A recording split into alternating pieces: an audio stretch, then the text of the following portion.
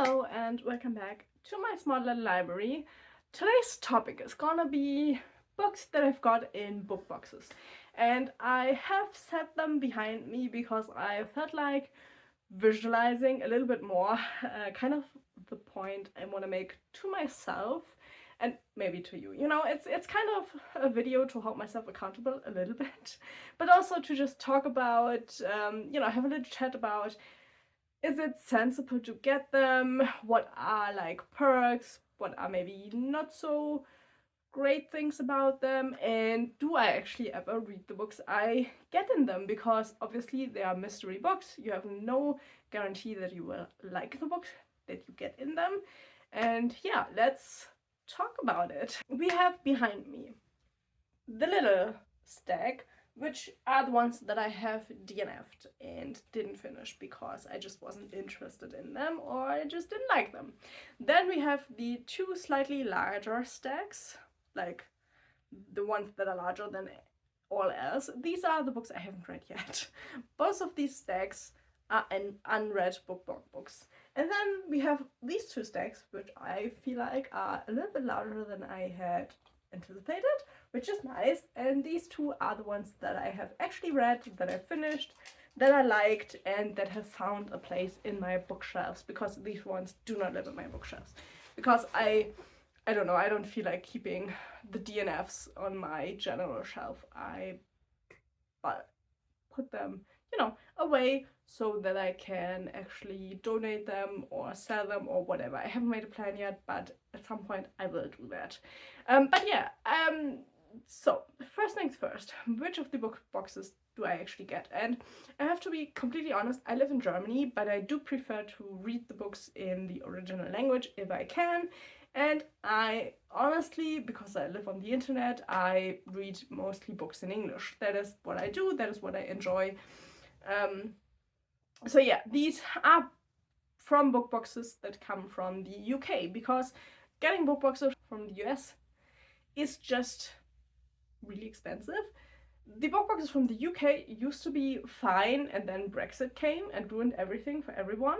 And since then they have gotten more expensive, but it didn't make sense for me to switch to US-based book boxes. And in Germany, sadly, as far as I could see, you can only get like German book boxes, and I wasn't interested in those. So for reference, I've gotten 3 book boxes. 2 I'm currently subscribed to, and 1 I have unsubscribed to. The first one I ever got was the fairyloot box. That is also the one I have unsubscribed to. And then I got the illumicrate that I'm still getting, and I got the illumicrate Evernight box, which I'm also still getting. I used to get the fairyloot with all of the merch in there, and then I'm getting the illumicrate with all of the merch and the fantasy book, and then, the Evernight only has a book in the box. Which, I have to be honest, I do love both concepts. I like the book only things because obviously it's a lot cheaper, and you don't, if you don't want all of those merch things, then obviously that's a lot of a better option. But I love getting the merchandise for the books because I think it's really cool. I enjoy getting those things. So yeah, I love getting the illumicrate with the merchandise in there. I started with the fairyloot, but I actually, once I looked a little bit more into it, I realized that the fairyloot, just the focus was so much more on like younger adult stuff and fantasy romance heavy, which I don't enjoy. Romance books, I don't enjoy fantasy romances. It's just not particularly for me. So I actually felt like the fairyloot wasn't that much of a good fit for me. So that is why I stopped getting that, and then I got the illumicrate after that because I felt like it might be a better fit. And I do like the books more that I get in the illumicrate, but they are still romance heavy. They are less YA heavy, I feel like, but they are still a lot of like fantasy romances in there. So it might not be perfect fit, and that also explains why I have a lot of these unread books, because some books I just know I probably won't love them or even enjoy them, and because for that reason I just haven't picked them up yet, And then the illumicrate Evernight, which is a relatively new box and it only comes every quarter. The other ones came every month. The Evernight comes every quarter with a horror book. I would say horror, supernatural, thriller stuff. But yeah, it's described as a horror box, I think. That one I really love. I find those books to be really, really interesting. We had a few different topics now. I think I have gotten 3 or 4 months of those. And I have read them all already. So that is actually really, really good because I haven't read all of the fairyloot books I've gotten, and I haven't read all of the illumicrate books I've gotten, except for the Evernight books. Those I have read all of them, and I actually enjoyed quite a few of them. Some more, some less, but there wasn't like really like a big miss in there, so I actually was really, really happy with that one. I mean, prices we can't really compare, you know, because for me it gets converted into euros from pounds, and obviously I pay a little bit more because of that. Shipping to me is also expensive, and you know, I have to pay customs as well. It's all in one, like I only have to pay illumicrate once and they handle all of that, but yeah, obviously that gets the price up a little bit. But I personally feel like the books pay for themselves. Like, I don't feel like the boxes are priced too expensive. For one, because the books look fantastic. I love the look of all of them. Even if I didn't like the book, like I really like looking at them. I feel like the designs are fantastic. If you take the dust jackets off, they have fantastic under designs. The pages inside look really, really lovely. Most of them have stenciled edges or painted edges. They also look fantastic. So I feel like the books are actually worth more than the version you would buy just at the bookstore, you know. And then obviously you get the merchandise. Some month I feel like the box is really worth it. Some months I feel like it's not worth it. But that is, you know, a month-to-month basis, and obviously really differs what you like to get in these boxes and, you know, what you enjoy getting. I feel like the merchandise is really hit or miss for people. You know, obviously not everybody needs everything or wants everything, but I personally just do enjoy getting, you know, a little like surprise to myself, and I feel like for that I am okay with spending the money. I wouldn't spend it if I didn't have like spending money, as you know, I would call it. Like, I have money extra at the end of the month and I like to spend it on the book box. Obviously if you get the Evernight, there's only the book on there, so you know what you're getting. You know, you get one horror book per quarter, and that is that. Obviously the book is still a bit more expensive than what you would pay for the normal version, but I feel like for these special versions that is absolutely fine. Like, I'm totally fine with the Evernight. I love that box, and I will definitely not stopping getting those because it is a lot of fun. Like, I love it.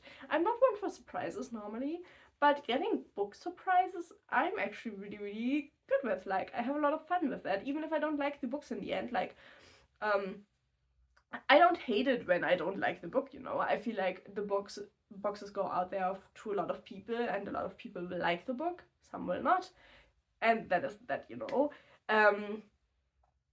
So yeah, that is kind of like the gist when it comes to like paying for them, like what I like about them. I do really like them, you know. I think we can actually talk about how sensible it is to, you know, in today's world, to get a box full of surprises that you don't even know if you will like them.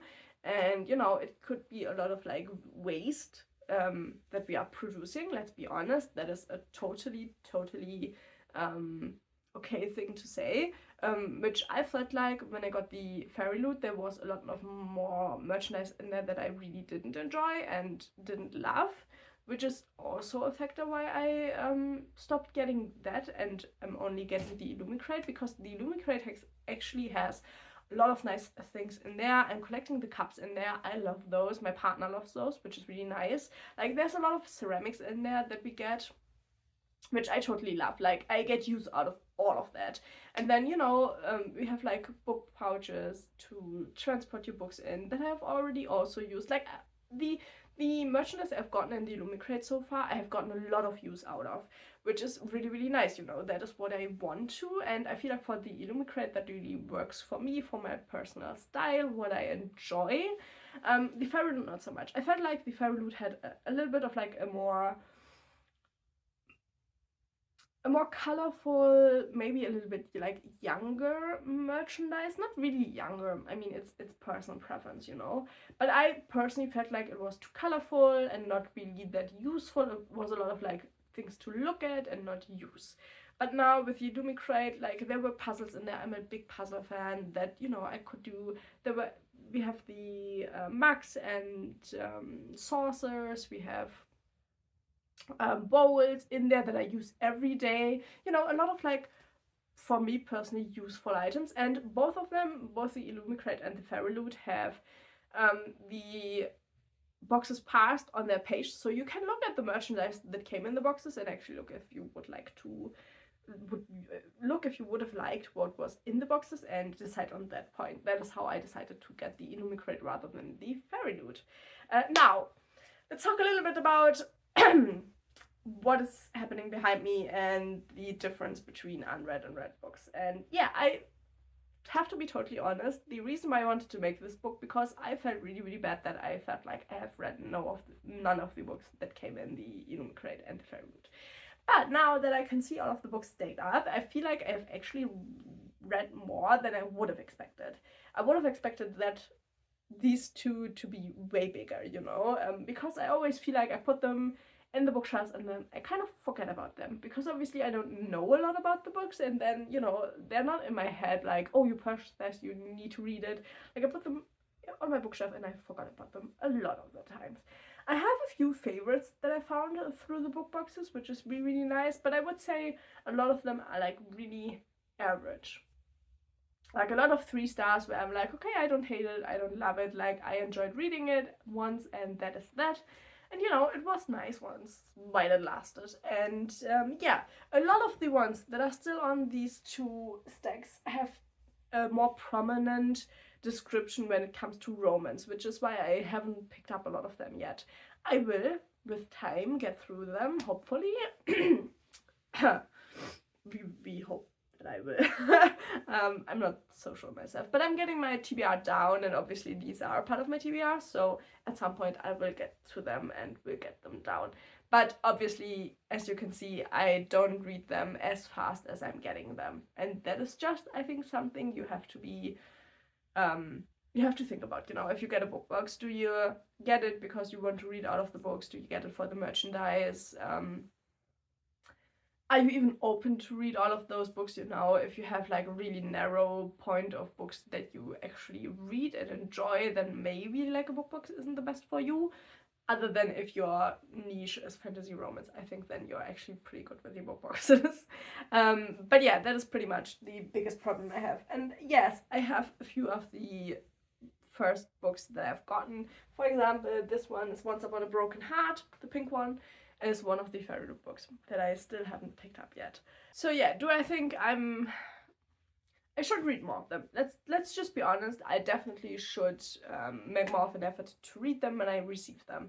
But I feel like it's hard, because obviously I'm not always loving the books, and I'm not always loving the descriptions and stuff, but I don't want to DNF them without reading them. These ones I've actually all tried to read. And yeah, I couldn't get through them, so I DNF'd them. And that is probably what will happen with, I would say, roughly half of these. My prediction is that roughly half of these I will read and half of them I will DNF. And maybe I'll come back to you in a year and we'll see how the stack changed. That would maybe be an idea to help me hold me a little bit accountable to read them actually. But yeah, I also still haven't decided what I will do with the ones that I DNF'd, because obviously I don't want to hold on to them. I think that's a really, like, not a sensible decision, because books are there to be read, and holding on to books that I will never read because I don't like them is kind of not sensible. So I am still thinking about, like, either selling them on eBay or, like, you know, a secondhand site, something like that, or just donating them. Though I feel like, I mean, everybody deserves pretty books, so donating them might be the right way to go. I mean, obviously it's not hurting me to donate them. I don't need to make a profit over these books. I know that on eBay they get sold for like a lot of money in some cases, which I find to be quite weird, to be honest. So yeah, I will have to sit down at some point once my DNF shelf is like too full. I will have to sit down and then sort through them. I will ask my friend if she wants some of them, because I do have a friend, she likes to read, but she doesn't read like nearly in the capacity that I do. But sometimes I just ask her if she likes them or if they sound nice to her, and if she wants them, she can have them, because you know, I don't know what to do with them. But yeah, if you have any ideas, I don't know, what do you do with books you DNF? Do you just, you know, give them away, donate them, sell them, whatever? Maybe leave me down below how you handle that, because I haven't thought about that yet, because I haven't sold any books yet, because I do still have some space left, you know, so I don't need to sell them directly. But yeah, do I think it's a good idea to get the book box? For me, yeah. For you, I don't know. Do you think you would like them? I think it is an investment. You have to be sure about that. Like, I think I pay roughly 50 euros per month for the illumicrate, which is, you know, it's a lot of money in this day and age. It just is. But I have the income that I can do that without it hurting me or my savings. So I will continue to get this, but because just look at them. They are so pretty. I just love the design of them. And I love to get the things in the box. I would have wished actually if the Evernight came with stuff, like horror merch. I would love that. I would definitely pay for that. But on the other hand, it's probably good that it doesn't come with that, because that way it's cheaper and I don't have more stuff that I need to, you know, bring into my life. But yeah, for me personally, I feel like it is really worth it, because I enjoy getting them. I enjoy reading the books, some more than others, but I do enjoy reading them. And obviously it's also, I'm getting to know more authors because of that. A lot of these books are from authors I have never heard about, because I'm not particularly up to like recent authors. I don't really read into that. I don't look at that, because I have way too many books on my TBR anyway, so I don't need to buy new books by new authors. But I do enjoy getting them, you know. I get to know new authors, which is really, really nice, and I feel like, you know, it's a way to surprise myself with something that I don't have to pick, and I really enjoy doing that. So, you know, if you don't like surprises, don't do it. It's not worth it. But if you like to get a surprising book, add a little bit of merchandise, or maybe no merchandise and just the book, I think it's a really good way to do that. And yeah, do I think they're too expensive? No. I think they aren't expensive. Most of the month I feel like I get my money worth of merchandise in the box. Do I know the worth of all of these items I get? No, obviously not. But I feel like I'm getting my money worth most of the month, so I'm totally fine with paying what I have to pay to get it. Yeah, so there are obviously a lot more book boxes out there that cater to different tastes. I know that there are like crimi, like thriller book boxes out there. I have seen that, and romance book boxes, like only romance. I've seen that as well. So obviously it's not only fantasy out there. I would love a sci-fi book box, to be honest, but I haven't seen one of those yet. So that might also be an option if it's out there. I don't know. I haven't found one yet. But yeah, I personally get a lot out of these book boxes, and hopefully in a year roughly, when I will do an update, I will have read a lot of these, and the stacks will be a little bit differently stacked, you know. But I think this might be a good video to show me that I need to get a little bit on with these books and just at least try to read them, you know. So yeah, thank you for hearing me out on the topic of book boxes, and yeah, watching the video. Maybe leave a like, comment, subscribe. That would also mean a lot, and hopefully I will see you in the next video. Bye bye!